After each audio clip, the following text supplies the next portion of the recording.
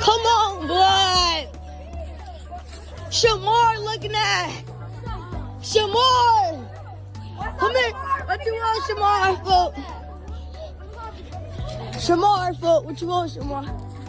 Shamar looking at. It was a chilly afternoon in Chicago when a strange uneasiness hung in the air, as if the city itself felt the weight of impending events. South Bentley Avenue was full of traffic as usual. A 33-year-old mother was passing through the same busy street with her 2 children, son on her right and a daughter on her left, all 3 walking silently on their way home. Ahead of them were moments that would not only change this mother's life, but shake the entire area. This woman had been fighting a constant battle against bullying in her child's school. We got is what you got. Continue to come on. No justice, no peace. No justice, no peace. For the past 2 years. Her son attended Orville T. Bright Elementary School, where some kids teased, bullied, and made fun of him every day. He complained countless times, went to the school to tell the teachers, tried to talk to the principal, but each time the answer was the same. We are watching. We will look into the matter. We are in a meeting. And 2 years passed with that excuse. But something happened that day that exposed this mother's patience, her suffering, her endurance to the whole world. As the 3 of them were walking down the street, suddenly a group young boys and girls. I just met with the parents and those children. And I think before we do a lot of talking, we need to listen. We need to listen to those children. What I just heard are 2 little, beautiful black children that are traumatized. They've been bullied. They've been tortured. And I just spoke without giving up full details. What I just told the principal and CPS, that we're not about to let a bunch of rules get in the way of protecting our children. That's right, that's right. No mother should ever have to go through what that woman went through. Helpless, couldn't protect our children. As somebody who writes laws in this state, we have written every law on the book to make sure children don't get abused.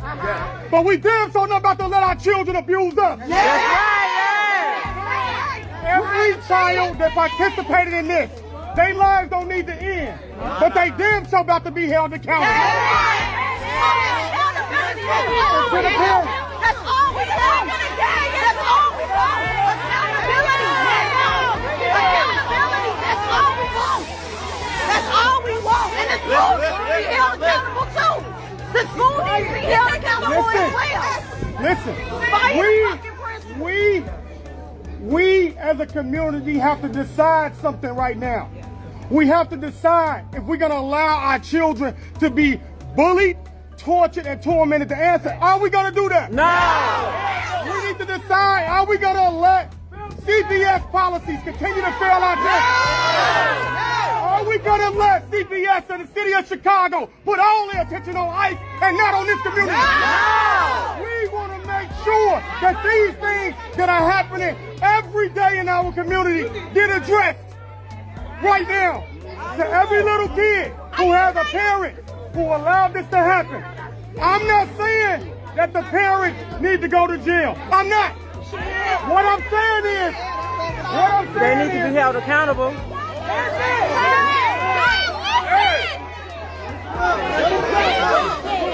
What I'm saying is, if you don't hold your kids accountable, we will. Yeah. That was not that we wanted, sir. No bullying, goddammit. Whoop they ass! Whoop they ass! Whoop they ass! Whoop they ass! Whoop they ass! Whoop they ass! Whoop they ass! Whoop they ass! Whoop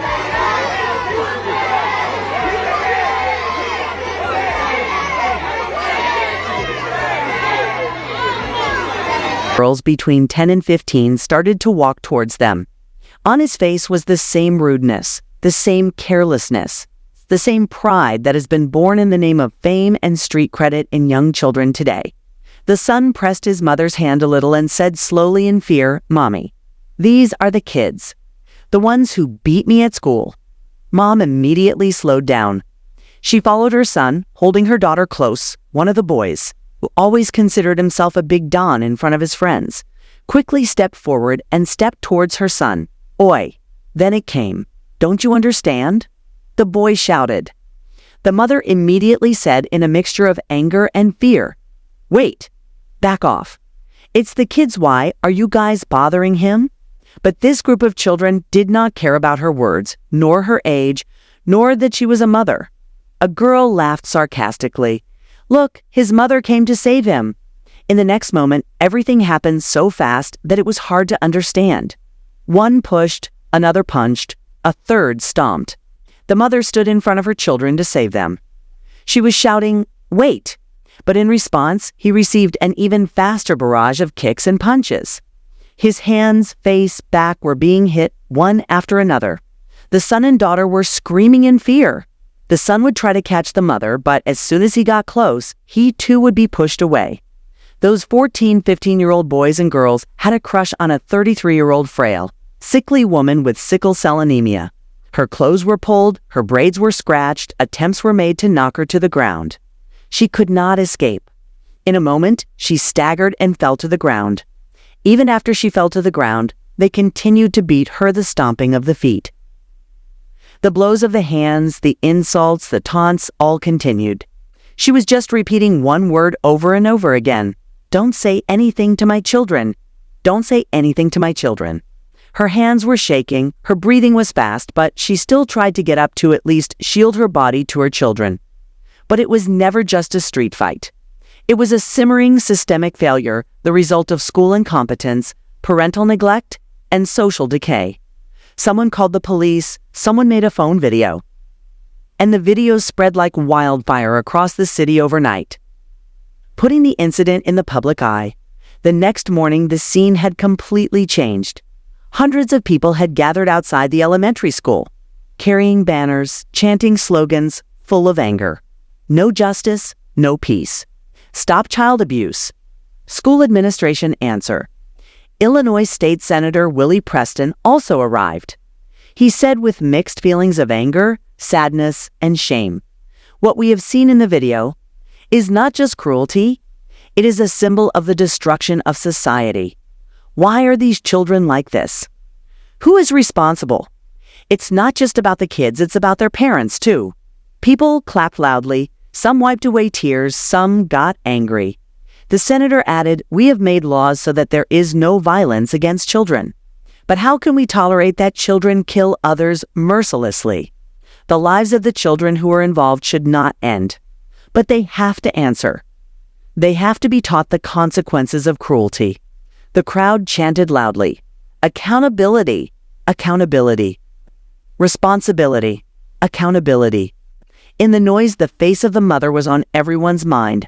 The mother who was sick herself, who had been suffering from sickle cell for weeks, who was constantly trying to keep her children safe, but was repeatedly ignored by the system. This mother, in pain and exhaustion, came live from her home and told everything.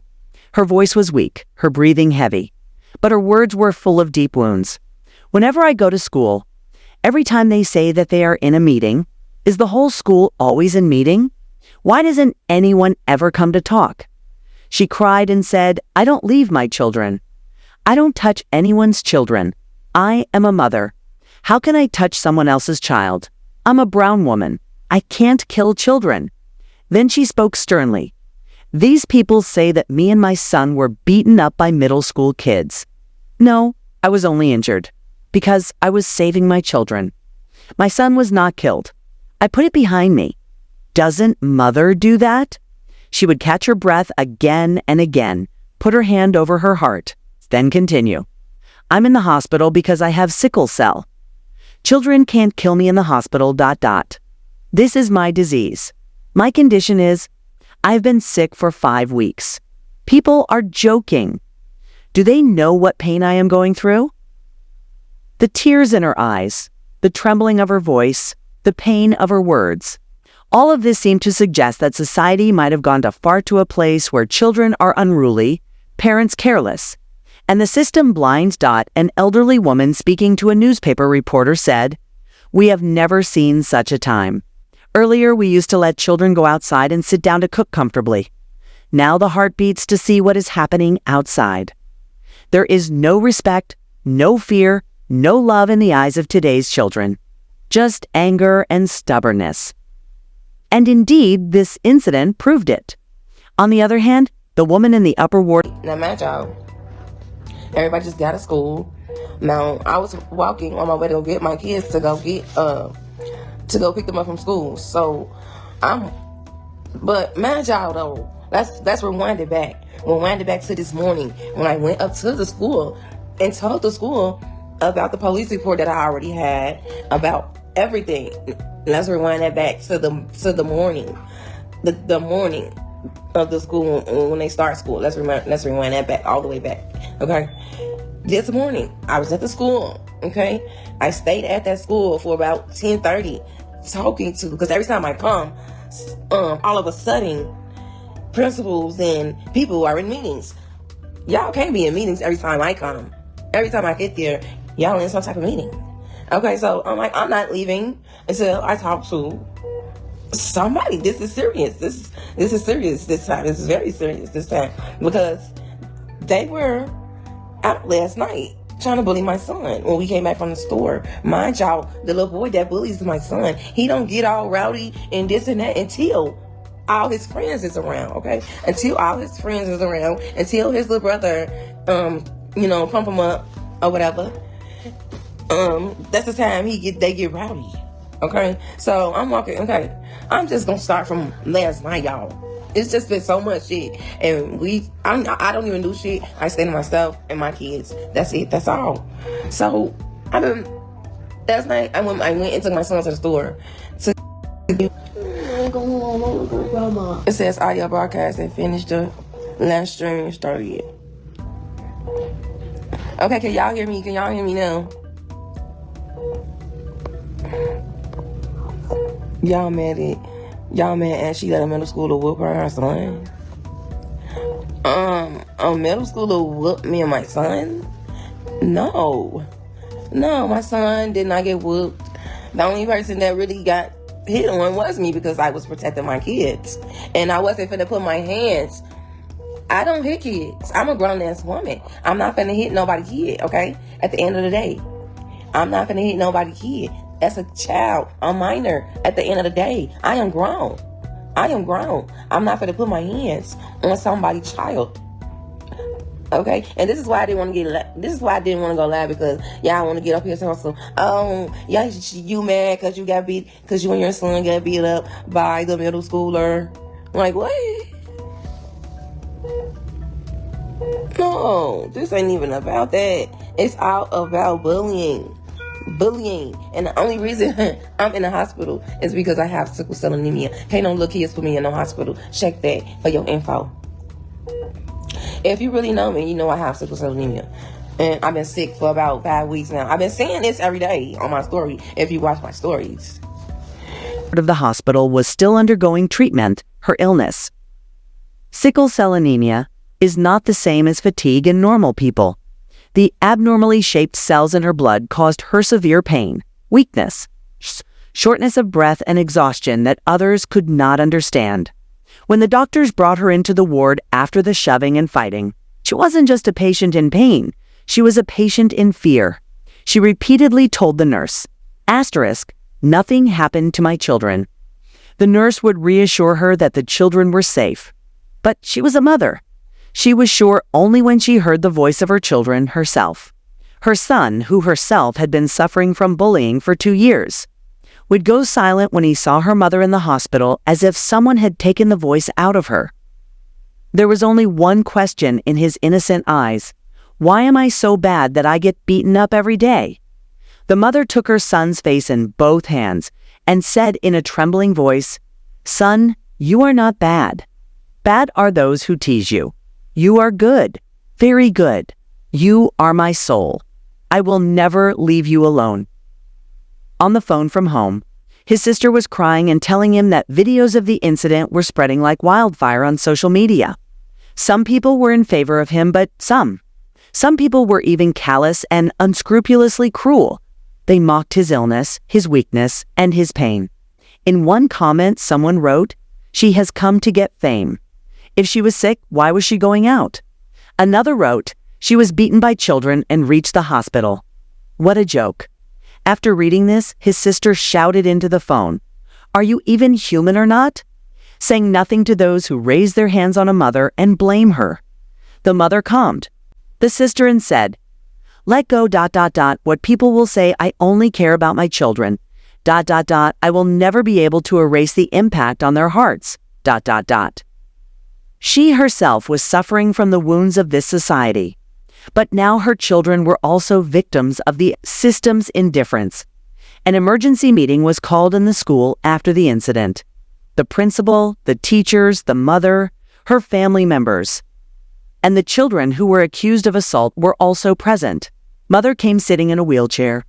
Her face was yellow, swollen under her eyes, but in her eyes was the same glory, the same pain that had brought her this far. She said in a slow but firm tone, "I've been coming for 2 years, telling you all that my child is being bullied. Every time I said, do something. But what did you do? Nothing."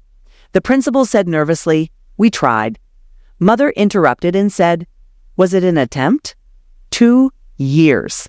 For 2 years, you guys were in meetings whenever I came. Look at my condition today is the result of your efforts." There was silence in the room. After that, those children and their parents were made to stand in front. The children were squinting, but parents, they had different expressions on their faces. Some were embarrassed, some were shocked, and some were downright angry. A man said aloud, "It's just kids. Kids make mistakes." The mother said with tears in her eyes, "If you have children, then teach them that hitting other children is wrong." Another woman said, "My son isn't like that. It's all a lie. You're tricking my son." Mother said aloud, "If you're saying he's innocent, watch the video. Isn't your child in it? Isn't he punching? Isn't he laughing? Is it a mistake or cruelty?" In response, the woman became silent. The principal said in a soft voice, "We are deciding to suspend these kids and send them to therapy. We will also hold regular sessions with their parents." Mother said in a tired tone, "Whatever you do now, the imprints on my child's mind cannot be erased. He wakes up at night, is afraid, he says, 'Mom, those people will come again.' Can you overcome this fear?" Embarrassment began to shine in the principal's eyes. After this incident, both the children of the mother were psychologically broken. The son would wake up every night and shout, "Mom, they're coming." The daughter did not even talk without holding the mother's lap. She says, "Mom, you don't leave us at school. They'll kill you again." The mother hugged them both but could not hide her tears. She says, "My dear, I am not. I will always be with you." Her voice was strong, but her heart was weak. As soon as the video of this incident went viral, a debate started in the whole country. Reaction videos, news, talk shows, blogs, and hashtags abounded. Some people were saying, "Punish these children." Some were saying, "It's all wrong child training." Some even said, "This mother is the problem herself. She must have created the situation." Allegation was everywhere. But no one was watching who will take out the fear that is filled in the hearts of mothers and children. It was a society where people made decisions by watching a video, but did not see someone's inner state. The shadow of sadness in someone's home. Police took statements from children, parents, and eyewitnesses. Each child told a different story. Someone says, "We didn't do anything." Someone says, "We were just watching, not hitting." Someone says, "Mother started the fight first." All lies. Or maybe the truth. Or maybe there was some truth hidden between the two that everyone turned to their advantage. But the video was clear. The mother was lying on the ground and the children were kicking her. Police said these children are minors. We cannot arrest them. But the matter will go to juvenile court, Mother said softly. No need to arrest. Just do it so it doesn't kill another mother's child again. Some women came to see her in the hospital. One held her hand and said, "You are not alone. We are with you." This cruelty could have happened to our children as well. We have to raise our voices. Yours too, our children too. Another said, We will all go to school and stand up. Those children have to answer. We will never leave you alone." At that moment, for the first time, Mother felt some peace in her heart. Maybe the world wasn't so insensitive. Perhaps some people were still alive who spoke of justice.